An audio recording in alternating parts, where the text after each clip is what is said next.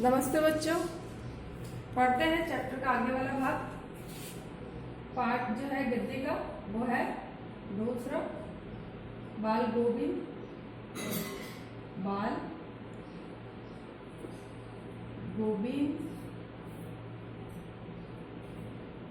भगत। ठीक है, एक रेखा चित्र है। क्या है विधा क्या है इसकी?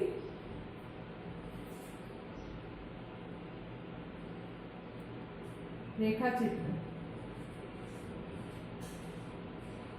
और लेखक राम वृक्ष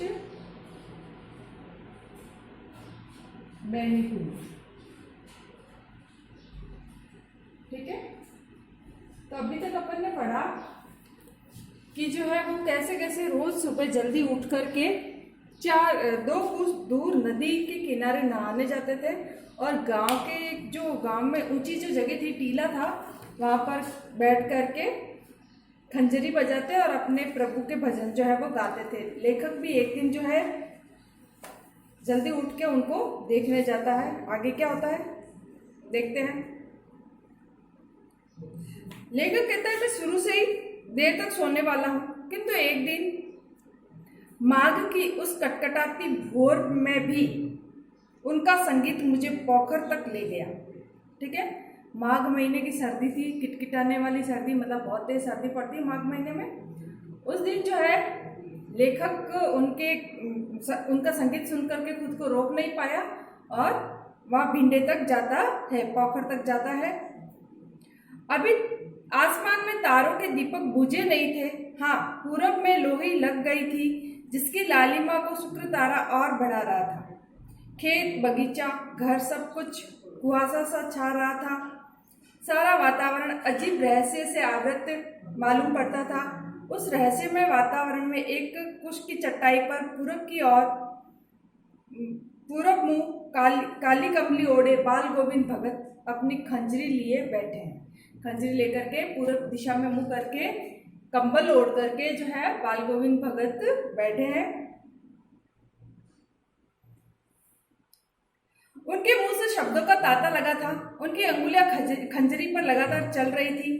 गाते गाते इतने मस्त हो जाते, इतने शुरूर में आ जाते, उत्तेजित हो उठते कि मालूम होता अब खड़े हो जाएंगे।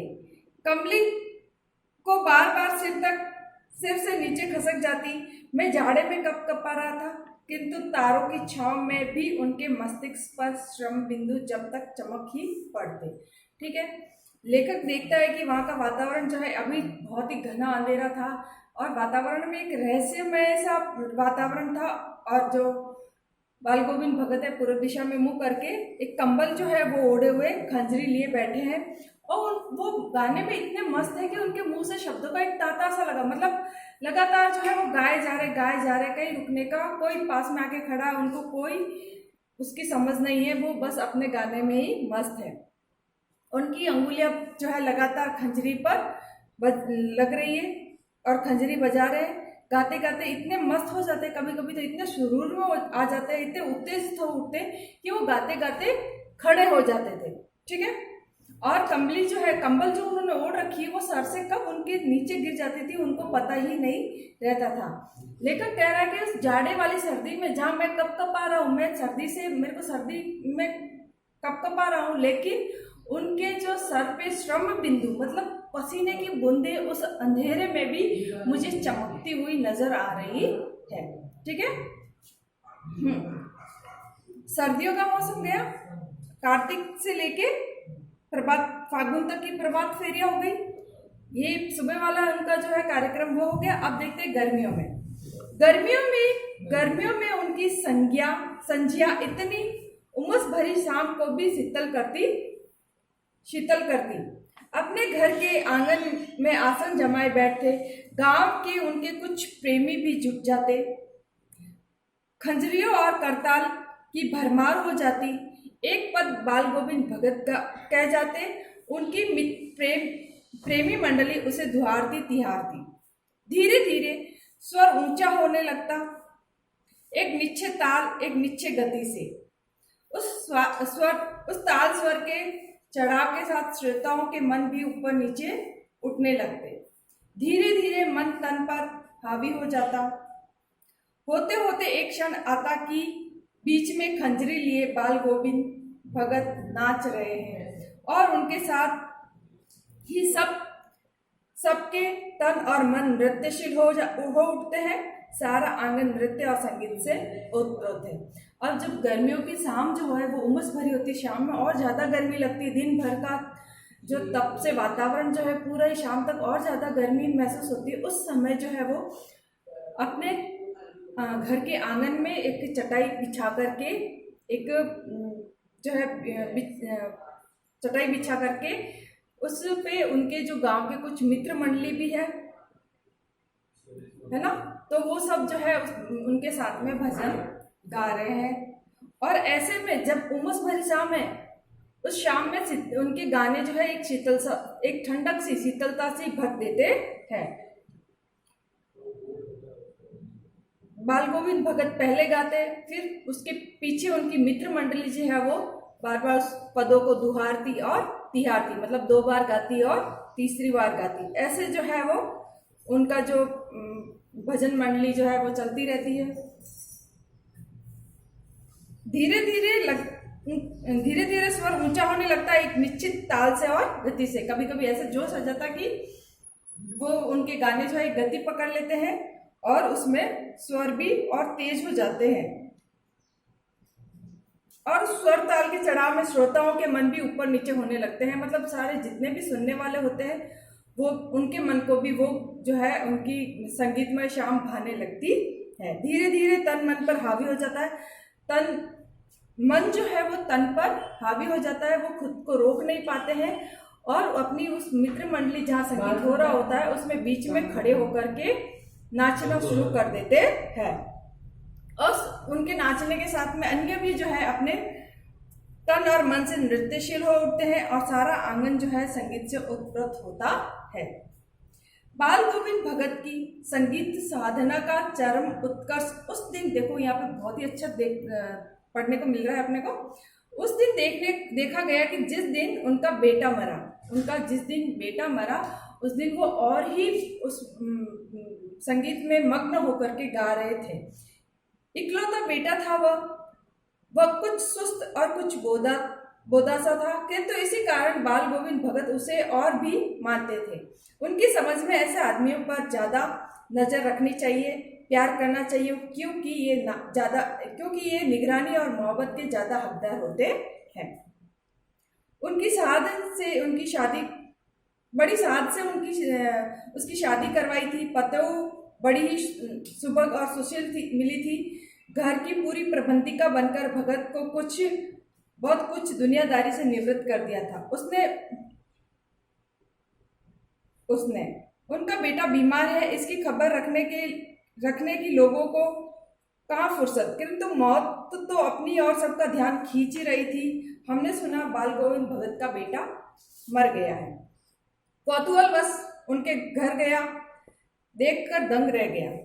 बेटे को आंगन में एक चटाई पर लिटाकर उस पर एक सफेद कपड़े से ढक रखा है। वह कुछ फूल तो हमेशा ही रोपते रहते। उन फूलों में कुछ को तोड़कर उस पर बिखेर दिए हैं फूल और तुलसी दल भी। सिराने एक चिराग जल रखा है और उसमें सामने जमीन पर एक पर आसन जमाए गीत गाए जा रहे हैं। वही पुराना स्वर, वही पुरानी तल्लीनता। घर में पतोह रो रही है जिसे सारे गांव की स्त्रियां चुप कराने की कोशिश कर रही है, किंतु बाल गोविंद भगत गाए जा रहे हैं।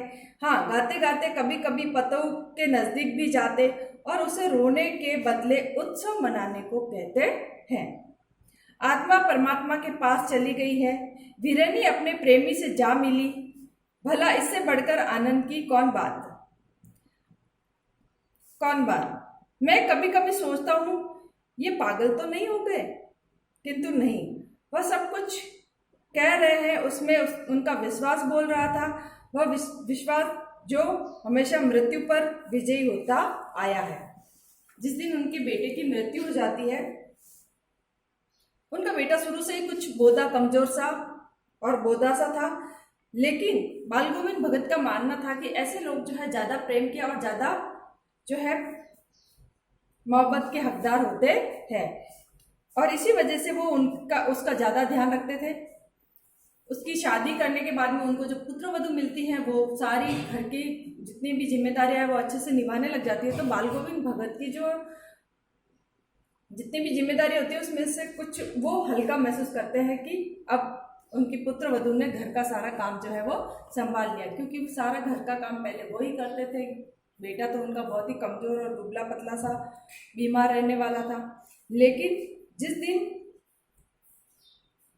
दिन उनके बेटे की मृत्यु हो जाती है, ऐसे तो लोगों को कहाँ फुर्सत है कि उनका बेटा ऐसा कमजोर है क्या नहीं है, रोज कोई ध्यान नहीं रखता। लेकिन जिस दिन बेटे की मृत्यु हो जाती है, गांव के सब लोगों को पता चल जाता है कि बाल गोविंद भगत के बेटे की मृत्यु हो चुकी है। और ऐसे में लेखक भी खुद को रोक नहीं पाते हैं और वो बाल गोविंद भगत के घर जाते हैं। ठीक है, वहां देखते हैं कि बाल गोविंद भगत जो है गाने में इतने मग्न है कि वही पुराना वाला विश्वास, वही जोश वो देख करके जो है दंग रह जाते हैं। बेटे को एक चटाई पर लेटा रखा है, कुछ फूल बिखेर रखे हैं, तुलसी दल भी पास में रखा है और चिराग जल रहा है। उनके गाने में वही पुरानी तल्लीनता और वही स्वर है, वही जोश है। उनकी पुत्र वधू जो है वो रोए जा रही है, गांव की स्त्रियां उसको चुप कराने में लगी हुई है। लेकिन जो है वो बाल गोविंद भगत जो है गाए जा रहे हैं। कभी कभी अपने गाने के बीच में रुक करके अपने पुत्र वधू को चुप करवाने के लिए जाते हैं कि चुप हो जाओ, क्योंकि ये रोने का समय नहीं है, ये तो उत्सव मनाने का समय है। अब देखो यहाँ पे बेटे की मृत्यु हुई है, लेकिन बाल गोविंद भगत क्या कह रहे हैं, ये उत्सव मनाने का समय है, क्योंकि आत्मा जो है परमात्मा से मिलने गई है। विरहनी जो है अपने प्रेमी के पास चली गई है, तो इससे बढ़कर आनंद की और कोई बात नहीं हो सकती। इसलिए तो उत्सव मनाओ, रो मत। लेखक को लगता है कि कभी कभी के ये बाल गोविंद भगत जो है पागल तो नहीं हो गए, लेकिन नहीं, उनकी बातों में जो है ना वो सत्यता नजर आती है कि वास्तव में जो है क्या है संसार क्या है। एक दिन मर के सब जो है, मरना तो सबको ही है, ये सत्य है। तो मृत्यु हमेशा ही विजय होता है। चरम विश्वास है कि जो हमेशा ही मृत्यु पर विजय होता है, कि संसार जो है वो नश्वर है, एक दिन मृत्यु होना निश्चित है। और इसी बात को लेकर के उनका जो विश्वास है बाल गोविंद भगत का, वो लेखक मानने लगते हैं कि वास्तव में बाल गोविंद भगत जो है वो सही कह रहे हैं कि आज उत्सव मनाने का समय है, रोने का नहीं। ठीक है,